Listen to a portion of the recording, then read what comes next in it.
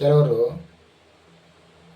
ಈ ರೀತಿ ಮಾತಾಡೋದು ಕೇಳಿರ್ಬೋದು, ಆ ದೇವರಿಗೆ ಹೋದ್ರೆ ಮನಸ್ಸಿಗೆ ಸಮಾಧಾನ ಸಿಗ್ತೈತಿ, ಈ ದೇವರಿಗೆ ಹೋದ್ರೆ ಮನಸ್ಸಿಗೆ ಶಾಂತಿ ಸಿಗ್ತೈತಿ ಅಂತ ಹೇಳ್ತಾರೆ. ಅಲ್ಲೆಲ್ಲ ನಾವು ಹೋಗಿ ಬಂದೆವು, ಆದ್ರೆ ನಮಗೇನು ಮನಸ್ಸಿಗೆ ಶಾಂತಿನೂ ಸಿಕ್ಕಿಲ್ಲ. ಈ ರೀತಿ ಕೆಲವೊಬ್ಬರು ಹೇಳೋದನ್ನು ನೀವು ಕೇಳ್ತಿರ್ಬೋದು. ಅದಕ್ಕೆ ನನ್ನ ಅನುಭವ ಪ್ರಕಾರ ಅವ್ರಿಗೆ ನಾ ಹೇಳೋದು ಇಷ್ಟ. ನನ್ನ ಅನುಭವ ಪ್ರಕಾರ ನಾನು ಅಂಥವ್ರಿಗೆ ಹೇಳೋದು ಮಾತು ಇಷ್ಟ.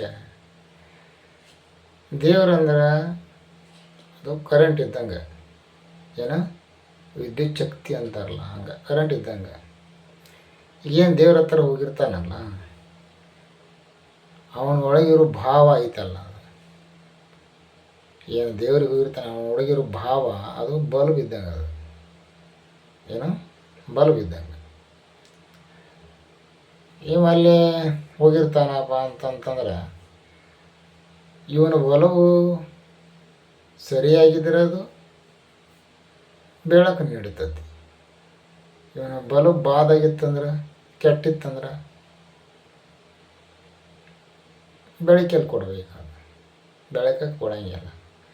ಅವಾಗ ಇವೇನಂತಾನೆ, ದೇವರನ್ನು ಕರೆಂಟೇ ಇಲ್ಲ. ಏನಂತಾನೆ, ದೇವರನ್ನು ಕರೆಂಟೇ ಇಲ್ಲ. ದೇವರನ್ನು ಕರೆಂಟ ಇಲ್ಲ ಅಂದರೆ ಜಗತ್ತು ಇರ್ತಿರ್ಲಿಲ್ಲ.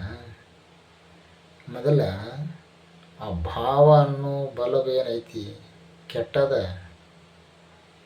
ಆ ಭಾವ ಅನ್ನೋ ಬಲವು ಕೆಟ್ಟದ. ಆ ಕೆಟ್ಟ ಬಲವನ್ನು ತೆಗೆದ ಒಳ್ಳೆಯ ಭಾವ ಅನ್ನೋ ಬಲವನ್ನು ಹಾಕ್ರಿ, ಅವಾಗ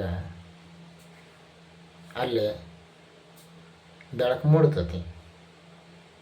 ನಾವು ಭಾವಸುದ್ದಿಲ್ದ ಎಲ್ಲಿ ಹೋದರೂ ನಮ್ಗೆ ನೆಮ್ಮದಿ ಸಿಗೋಂಗಿಲ್ಲ. ಭಾವಸುದ್ದಿದ್ರೆ ನೀವು ಎಲ್ಲಿ ಹೋಗೋ ಅವಶ್ಯಕತೆನೇ ಇಲ್ಲ. ಅದಕ್ಕೆ ಭಾವ ಸುದ್ದಿ ಇದ್ದವನು ಬದುಕು ಶುದ್ಧವಾಗಿರ್ತೈತಿ ಅಂತ ಹೇಳ್ತಾರೆ ಹಿರಿಯರು. ಆಯಿತಾ? ಅದಕ್ಕೆ ಭಾವ ಶುದ್ಧ ಮಾಡಿಕೊಂಡು ಇರಬೇಕು. ಆವಾಗ ಎಲ್ಲ ದೇವರ ಕೃಪಾ ಕಟಾಕ್ಷ, ಗುರುವಿನ ಆಶೀರ್ವಾದ ಎಲ್ಲ ಸಿಗ್ತೈತಿ. ಸರಿ.